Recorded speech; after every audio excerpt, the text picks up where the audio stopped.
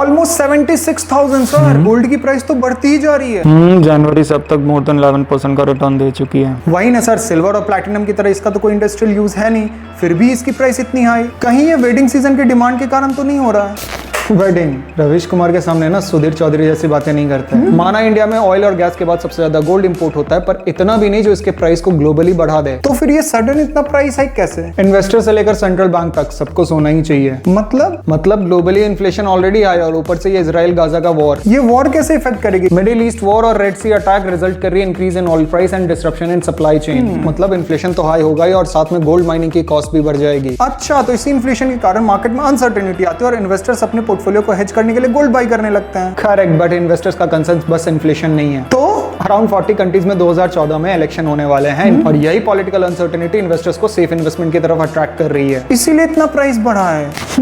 नहीं है तो central bank globally reserve banks अपने रिजर्व एसेट को गोल्ड खरीद कर बूस्ट करी और चाइना तो पिछले 17 महीने से ये कंटिन्यूअस कर रही है। इससे इसका क्या करना? इन्फ्लेशन और इकोनॉमिक अनसर्टेनिटी के कारण रिजर्व बैंक्स को ये फिक्र रहती कि उनकी करेंसी कमिंग डेज में डिवैल्यूएट न करने लगे, इसीलिए वो गोल्ड बाई करके हेज करती है। करेक्ट, और कंट्री की करेंसी जितनी गोल्ड बैक रहेगी उतनी ही उसकी ग्लोबल वैल्यू बनी रहेगी। और गोल्ड लिक्विड एसेट है तो फाइनेंशियल क्राइसिस के टाइम पर इससे international trades and settlements easily किया जा सकता है। तो 1991 का क्राइसिस याद दिला दिया। इकोनॉमी है, इंडियन मीडिया नहीं जो 2014 से पहले सब भूल जाए।